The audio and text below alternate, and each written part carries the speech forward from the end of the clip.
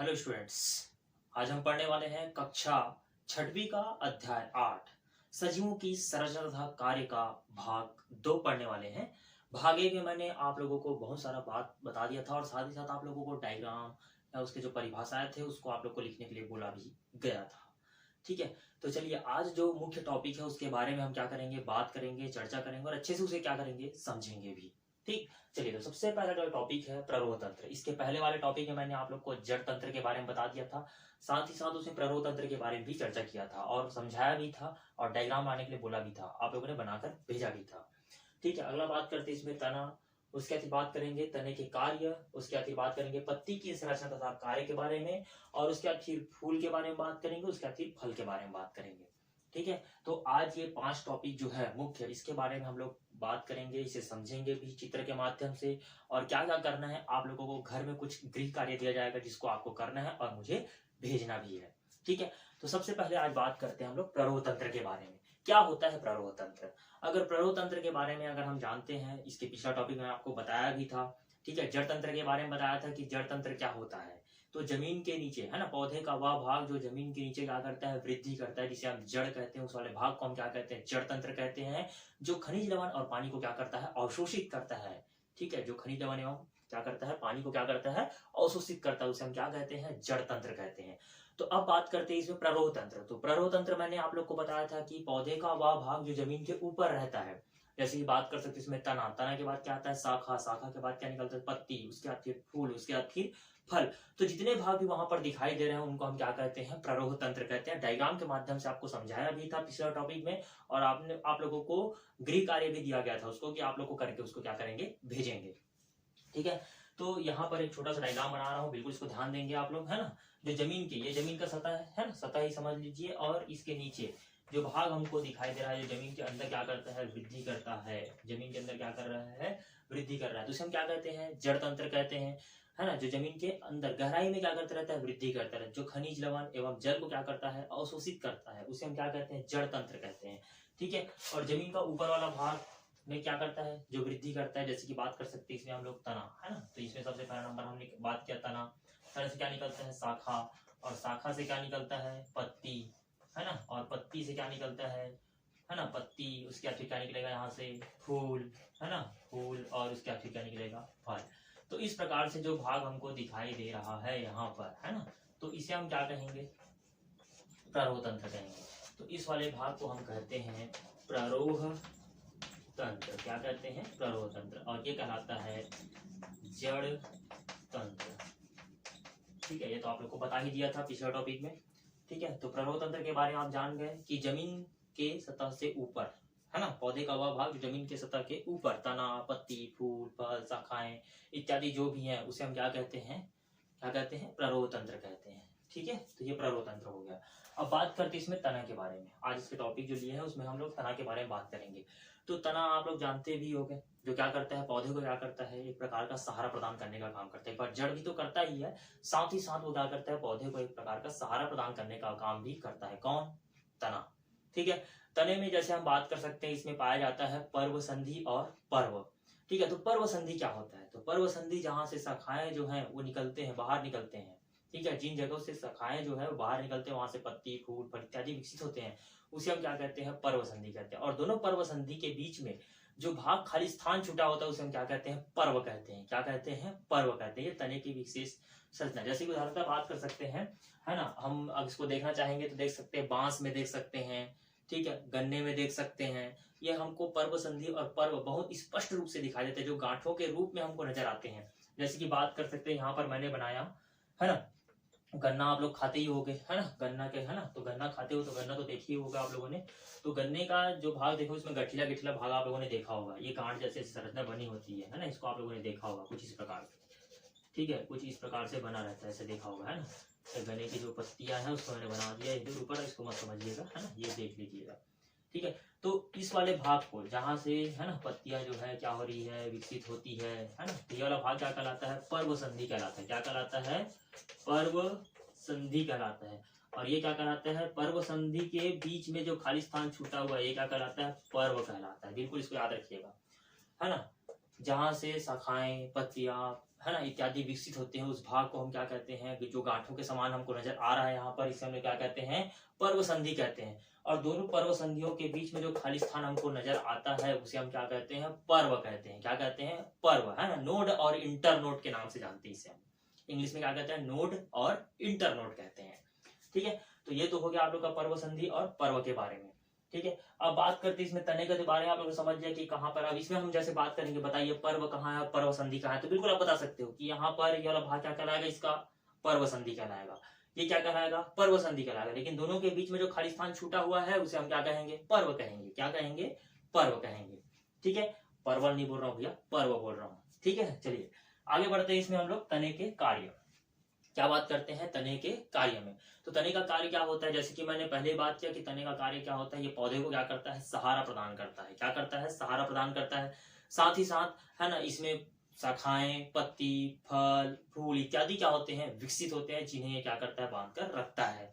ठीक, अगला बात करते हैं, जैसे कि तो तना और क्या कार्य करता है, तो क्या कार्य करता है, जैसे कि ये जड़ों से, है ना, जैसे कि खनिज लवण और जल को अवशोषित करके पत्तियों तक पहुंचाता है। कौन, जड़।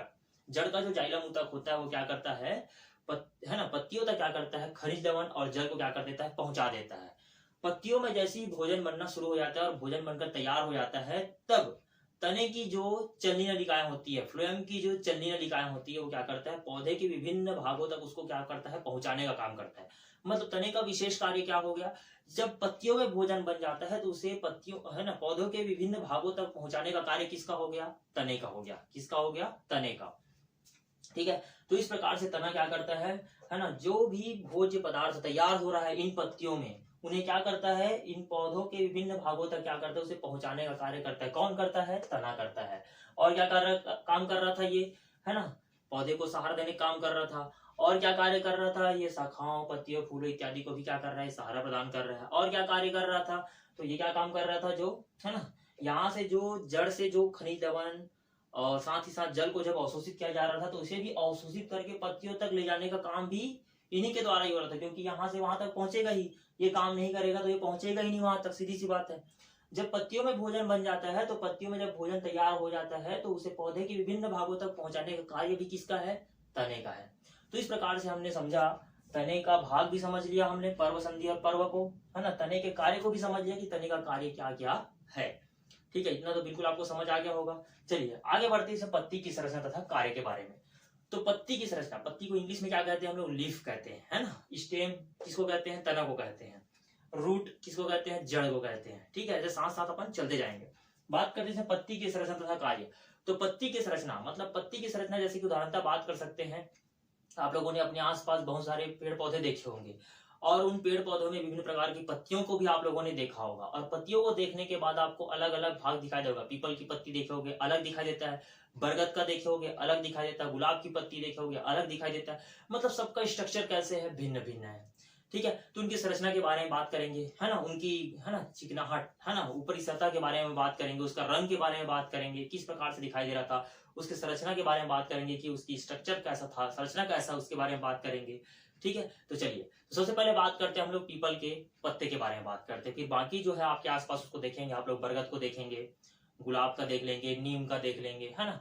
आपके घर में गुड़हल होगा तो गुड़हल का भी देख सकते हो आप लोग, केले का पत्ता भी देख सकते हो। तो ऐसे विभिन्न प्रकार के पत्ती जो है आपके आसपास है, तो उसको भी आप क्या कर सकते हो, अध्ययन कर सकते हो कि उसकी संरचना कैसी है, उसके रंग कैसे, उसका आकार कैसा है ना, उसको छू कर देखने पर क्या हुआ, चिकना लग रहा है या खुरदुरा लग रहा है। तो इस प्रकार से आप पत्तियों की संरचना के बारे में क्या कर सकते हो, जानकारी प्राप्त कर सकते हो। तो मैं पीपल के पत्ती का एग्जाम्पल लेके आप लोगों को क्या कर रहा हूँ, बता रहा हूँ। तो चलिए, पीपल की पत्ती अगर हम क्या करते हैं, यहाँ पर बनाते हैं। ठीक है, अगर पीपल की पत्ती का स्ट्रक्चर कुछ इस प्रकार से बना देते हैं, ये मैं ऐसे बना रहा हूँ ना, बिल्कुल इसको ध्यान दीजिएगा। ये मैंने पीपल की पत्ती का स्ट्रक्चर बना दिया है यहाँ पर। ठीक है, ऐसे इसमें जाली का बस सीरा विन्यास होता है, इस बात पे ध्यान रखिए, क्योंकि हम तो इसको पहले देख नहीं पाएंगे, लेकिन जब इसको सुखा देंगे हम लोग, है ना, हर्बेरियम फाइल की तरह सुखा देंगे, तो हमको यह दिखाई देता है, जाली का बस सीरा विन्यास की तरह दिखाई देता है। ठीक है, चलिए, तो सबसे पहले अगर हम इसकी स्ट्रक्चर की बात करें, तो देखिए बिल्कुल ये कैसा दिखाई दे रहा है, हार्ट शेप में दिखाई दे रहा है ना। अगर उधर से देखेंगे हम ऐसे, तो कैसे दिखाई दे रहा है, ये हार्ट शेप में दिखाई दे रहा है। ठीक है, तो इसकी संरचना हो गई। अब इसको छू कर देखेंगे तो हमको कैसा लगेगा, थोड़ा सा, है ना, थोड़ा सा देखेंगे आप लोग, थोड़ा सा खुरदुरा भी लगता है ये, है ना, एकदम चिकना नहीं होता, थोड़ा सा खुरदुरा होता है, रफ होता है। ठीक है। इसका रंग कैसा होता है तो बात करेंगे भैया, ये तो हरे रंग का ही होता है, तो हरा रंग है। ठीक है। कुछ पौधे की पत्ती आप लोग देखोगे डिफरेंट टाइप कलर होते हैं, पत्ती जो है पीले रंग का होता है, किसी के में है ना व्हाइट ग्रीन, है ना, या किसी में व्हाइट रेड, है ना, इस प्रकार से रंग आपको दिखाई देते हैं। जैसे कि मनी प्लांट बात करूंगा मैं, ठीक है, उसकी पत्ती को देखोगे थोड़ा सा है ना पीला भी रहता है, थोड़ा सा कैसा रहता है हरा भी रहता है। तो ऐसे विभिन्न प्रकार के स्ट्रक्चर हमारे सामने देखने को मिलते हैं, उसकी संरचना देखने को मिलती है, पत्ती की संरचना। ठीक है। तो पत्ती की संरचना के बारे में एक पीपल के पत्ती का एग्जांपल लेके बताया हूँ, आप बरगद का भी देखेंगे, है ना, गुड़हल का भी देखेंगे, है ना, कुछ पत्तियों के जैसे उदाहरण बात कर सकते हैं, गुड़हल का ही बात करता हूँ मैं। ठीक है। इसको मिटा रहा हूँ मैं, जो सामने बनाया हूँ इसको मैं मिटा रहा हूँ ताकि मैं गुड़हल का पत्ती बना सकूँ यहाँ पर। ठीक है। गुड़हल का पत्ती जैसे उदाहरण बात करते तो गुड़हल की पत्ती जैसे हमने बनाया, तो ये जैसे मैंने स्ट्रक्चर यहाँ पर एक छोटा सा स्ट्रक्चर बना दिया मैंने। ठीक है। चलिए बिल्कुल इसको ध्यान दीजिएगा, ये ऐसे, ठीक है, एक गुड़हल का पत्ती जैसे बनाया, तो यहाँ पर देखिएगा बिल्कुल ऐसे कंटकदार ऐसे दिखाई देते हैं। ठीक है। स्ट्रक्चर मतलब उनके किनारे कैसे होते हैं, कंटकदार होते हैं, मतलब थोड़े से कैसे होते हैं, नुकीले होते हैं। ठीक है। वैसे गुलाब की पत्ती भी देखो, गुलाब की पत्ती में कैसे होता है, थोड़े से कंटकदार होते हैं, मतलब सरफेस जो होता है एकदम बराबर नहीं होता सभी तरफ से। जैसे केले का पत्ता होता है एकदम सीधा सीधा होता है, केले का पत्ता कैसा हो गया एकदम ऐसे, यहाँ से अगर एक बात करेंगे ऐसे, है ना, ये केले का पत्ता ऐसे सीधा, इसमें ऐसे ऐसे ऐसे ऐसे एकदम सीधा, ये केले के पत्ते का स्ट्रक्चर हो गया। ठीक है। तो इस प्रकार से ये गुड़हल के पत्ते का हो गया, ये पीपल के पत्ते का हो गया, बरगद का देखेंगे तो अलग है। तो सबका जो सरफेस है और उसका जो किनारा वाला भाग है वो कैसा डिफरेंट डिफरेंट टाइप है। ठीक है। अलग अलग प्रकार की संरचनाएं हैं। तो इस प्रकार से ये तो हो गया पत्ती की संरचना। अब पत्ती की संरचना थोड़ा सा हट कर चलते हैं, उसके कार्य के बारे में चर्चा करते हैं। तो कार्य के बारे में अगर हम चर्चा करते हैं तो बात करते हैं कि पत्ती का तो कार्य आपको पता ही है कि वो क्या काम करता है ना, सूर्य के प्रकाश की उपस्थिति में क्या करता है, भोजन तैयार करता है, जिसे हम क्या कहते हैं, प्रकाश संश्लेषण कहते हैं। ठीक है। क्योंकि पत्तियों का रंग जो होता है हरा पाया जाता है, क्योंकि उसमें क्लोरोफिल नामक जो पदार्थ है वो क्या होता है, प्रेजेंट होता है, उपस्थित होता है, जिसके कारण से वो क्या करता है, अपना भोजन क्या करता है, स्वयं बनाता है। इसलिए जो हरे पेड़ पौधे होते हैं उसको हम लोग कहते हैं स्वपोषी कहते हैं। क्या कहते हैं, स्वपोषी कहते हैं। तो जो हरे पत्ते होते हैं उसके अंदर क्या पाया जाता है, क्लोरोफिल पाया जाता है ना। तो वो क्या करता है ना, वातावरण से क्या करता है, कार्बन डाइऑक्साइड, साथ ही साथ सूर्य का प्रकाश, और जड़ से क्या करता है, खनिज लवण, और जल को क्या करता है, अवशोषित करता है, और क्या करता है, भोजन तैयार करता है। तो इस भोजन बनाने की क्रिया को हम लोग क्या कहते हैं, प्रकाश संश्लेषण कहते हैं। क्या कहते हैं, प्रकाश संश्लेषण कहते हैं। ठीक है। तो ये तो हो गया पत्ती की संरचना तथा उसके कार्यों के बारे में बात कर लिए। तो बिल्कुल ये 3 टॉपिक आपको अच्छे से समझ आ ही गया होगा। जहां समझ नहीं आया है बिल्कुल वीडियो को है ना रिवर्स फॉरवर्ड करिएगा और उसको देखिएगा। ठीक है। चलिए, तो आप लोग क्या करेंगे, अभी तक जो मैं 3 टॉपिक बताया हूँ बिल्कुल जहां पर आपको समझ नहीं आया बिल्कुल इसको रिवर्स फॉरवर्ड करके देखना ही है, और साथ ही साथ इसका जो होमवर्क दिया जाएगा लास्ट में, ठीक है, इसको आप लोग को करके क्या करेंगे, भेजेंगे। ठीक। चलिए, अब बात करते हैं फूल के बारे में बात करते हैं। तो फूल के बारे में जैसे उदाहरणता बात करते हैं, है ना, आप लोग फूल को जानते ही हो, है ना, बहुत फूल तोड़ते हो, गुलाब का फूल देख लिया, चमेली का फूल देख लिया, गुड़हल का फूल देख लिया। ठीक है। तो ऐसे डिफरेंट टाइप आप लोग क्या देखते हो, फूल देखते हो। लेकिन यहाँ पर मैं बात करूंगा धतूरा का फूल बात करूंगा, या गुड़हल के फूल के बारे में बात करूंगा। ठीक है। धतूरा हो गया, गुड़हल हो गया, और बेशरम का फूल के बारे में बात करूंगा, ताकि उसके अंदर के स्ट्रक्चर को आप लोग क्या करो, अच्छे से समझ पाओ कि उसमें होता क्या चीज है। ठीक है। जिसके कारण से है ना एक फल का निर्माण हो जाता है। तो चलिए, तो बात करते हैं इसमें हम लोग फूल के बारे में। तो फूल को इंग्लिश में क्या कहते हैं, फ्लावर कहते हैं। तो फ्लावर के बारे में अगर हम लोग बात करते हैं तो यहाँ पर जैसे कि मैंने अभी लिया एक धतूरा का, या बेशरम का, या गुड़हल का। चलिए गुड़हल का ही ले लेते हैं। तो गुड़हल का आप लोगों ने फूल तो देखा होगा कि जब वह कलिका के रूप में होता है तब उसमें क्या होता है, कली के रूप में होता है, तब जो बाह्य दल होता है जो हरा रंग का होता है वो क्या करता है, पूरे फूल का क्या करता है, रक्षा करता है, वो पूरा उसको ढक कर रखा रहता है। और जैसे ही बाह्य दल हटते जाता है अंदर से क्या निकलता है, रेड कलर का, है ना, फूल जो है ना, वो बाहर निकलता है, जिसमें से दल सबसे पहले बाहर निकलता है। ठीक है। जब बाह्य दल जो है वो खिल जाता है, बाह्य दल जब उस चीज को छोड़ता है, ठीक है, उसके बाद फिर उसके अंदर से रेड कलर का जब फ्लावर निकलता है, पंखुड़ी जिसको हम लोग बोलते हैं, जिसको हम लोग दल कहते हैं। क्या कहते हैं, दल जब निकलता है, तो वो दल जब निकलता है पूरा खिल जाता है, तो उसके अंदर आप लोग क्या देखे होगे, है ना, एक भाग देखे होगे। ठीक है। उस भाग में सबसे ऊपर टॉप में आप लोगों ने देखा होगा, वहां पर होता है पुनकेसर। क्या होता है, पुनकेसर, जो उस फूल का क्या होता है, नर वाला भाग होता है। ठीक है। जैसे ही हम पुनकेसर को क्या कर देते हैं, अलग कर देते हैं, तो बीच में आप लोगों को जो भाग दिखाई देता है ना, वो रहता है उसका स्त्री केसर। क्या रहता है, स्त्री केसर, ये इसका मादा वाला भाग होता है। और उसी है ना उस भाग को जब हम सीधा नीचे जाते हैं तो हमको दिखाई देता है अंडाशय, जो फूला हुआ भाग होता है सबसे अंत में। ठीक है। जो बाह्य दल से लगा हुआ होता है ना, जो व्हाइट कलर का होता है, जिसे हम लोग कहते हैं अंडाशय। तो उस अंडाशय से है ना निकला हुआ जो व्हाइट कलर का भाग होता है, तो इस वाले भाग को जो लंबाई में लिया होता है उसे हम लोग कहते हैं वर्तिका। क्या कहते हैं? वर्तिका। और सबसे टॉप में जो लटका हुआ दिखाई देता है, जो ऊपर रहता है प्याले के समान, उसको हम लोग कहते हैं वर्तिकाग्र कहते हैं। क्या करते हैं? वर्तिकाग्र। और जब यही अंडाशय जो है क्या हो जाता है? फूल जाता है। जब अंडाशय जो है वो क्या हो जाता है? फूल जाता है, तो वो किसका रूप ले लेता है? फल का रूप ले लेता है। किसका रूप ले लेता है? फल का। तो चलिए एक डायग्राम के माध्यम से क्या करते हैं और अच्छे से क्या करते हैं समझते हैं। ठीक है, तो चलिए मैं यहाँ पर एक बना देता हूँ। क्या बना देता हूँ? गुड़हल का फूल बना रहा हूँ। बिल्कुल उसको ध्यानपूर्वक देखिएगा आप लोग। ठीक है, तो सबसे पहले अगर हम क्या करते हैं, है ना, ये हमने क्या बनाया यहाँ पर? दल बनाया। क्या बनाया यहाँ पर? दल। ठीक है, सबसे पहले यहाँ पर मैं क्या कर देता हूँ? दल बना दिया हूँ। ये दल बन गया। अब दल से ही क्या निकल रहा है? यहाँ पर पंखुड़ी निकल रहा है।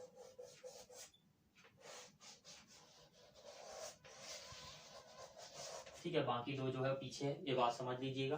ठीक है, तो ये जो भाग हमको दिखाई दे रहा है, ये जो भाग हमको दिखाई दे रहा है, ये जो भाग हमको दिखाई दे रहा है ना, जो ग्रीन कलर का है, ये वाला भाग, इसको हम लोग कहते हैं बाह्य दल। क्या कहते हैं?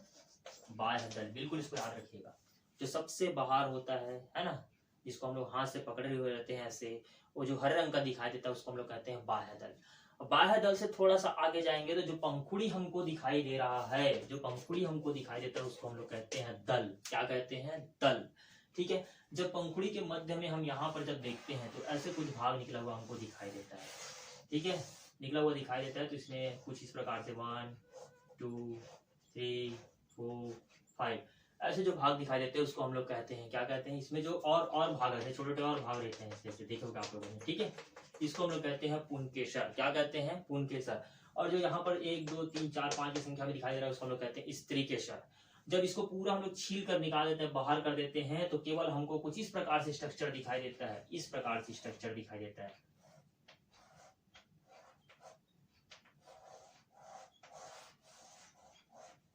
ठीक है, कुछ इस प्रकार से स्ट्रक्चर हमको दिखाई देता है। तो इस स्ट्रक्चर में अगर हम सबसे पहले यहाँ पर बात करेंगे तो हमको दिखाई देता है यहाँ पर अंडाशय। क्या दिखाई देता है? अंडाशय। ठीक है, इसको हम लोग कहते हैं वर्तिका। क्या कहते हैं? वर्तिका। और ये कहलाता है वर्तिकाग्र। क्या कहलाता है? वर्तिकाग्र।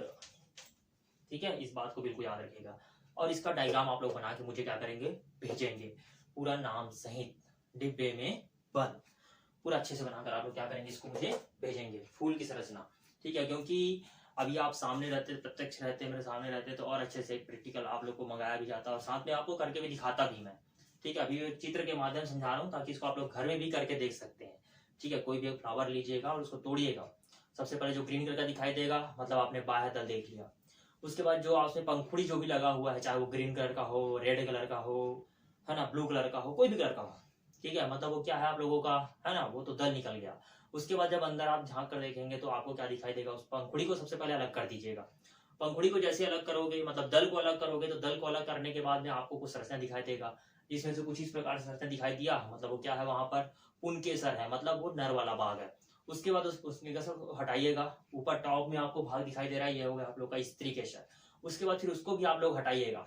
जैसे ही आप लोग हटाएंगे तो आपको एकदम पतला व्हाइट कलर का, है ना, भाग दिखाई देगा, जो अंडाशय से जाकर जुड़ा रहेगा। किससे जाकर जुड़ा रहेगा? अंडाशय से। इसी अंडाशय से जुड़ा रहेगा। तो जब इस प्रकार से संरचना हमारे सामने आता है तो उसे हम लोग कहते हैं वर्तिका, वर्तिकाग्र, और ये है अंडाशय। और अंत में होता क्या है कि यही अंडाशय जो है वो क्या हो जाता है? फूल जाता है। अंडाशय जो है क्या हो जाता है? फूल जाता है। और फूलने के बाद किसका रूप लेता है? वो फल का रूप लेता है। किसका रूप लेता है? फल का रूप ले लेता है। ठीक है, चलिए, तो ये तो हो गया फूल के बारे में। अब बात करते हैं फल के बारे में। तो फल जानते ही हो आप लोग। ठीक है, जब फूल जो है ना, फूल का जो अंडाशय है वो फूल जाता है और फूलने के बाद में किसका रूप लेता है? फल का रूप लेता है। तो फल तो जानते हैं, जैसे उदाहरणतः बात कर सकते हैं, इमली बात कर सकते हैं हम लोग, है ना, पपीता बात कर सकते हैं, आम बात कर सकते हैं। ठीक है, तो उनसे क्या उत्पन्न होता है? बीज उत्पन्न होता है, और इन्हीं बीज से ही एक नया पौधा क्या हो जाता है? उत्पन्न हो जाता है। ठीक है, तो इस प्रकार से हमने आज, ठीक है, इतना टॉपिक आज पढ़ा है आप लोगों ने इसको, और आप लोगों को समझ भी आ गया होगा। ठीक है, जहां समझ नहीं आया मैं बार बार बोल रहा हूँ, रिवर्स फॉरवर्ड करिएगा और देखिएगा। ठीक है, तो आप लोग को एक ही डायग्राम दिया हूं मैं, क्या डायग्राम दिया हूं आप लोग को पता ही है ना। फूल का आप लोग क्या करेंगे? चित्र बनाएंगे फ्लावर का, और उससे आप लोग क्या करेंगे? मुझे भेजेंगे। तो आज के लिए इतना बहुत है। इसके बाद केवल उसके संरचनाओं के बारे में बात करेंगे, है ना, और ये अध्याय जो है वो क्या हो जाएगा? रूपांतरण जो है उसके बारे में बात करेंगे, और अध्याय जो होगा क्या हो जाएगा? खत्म हो जाएगा। तो आज के लिए इतना बहुत है। धन्यवाद।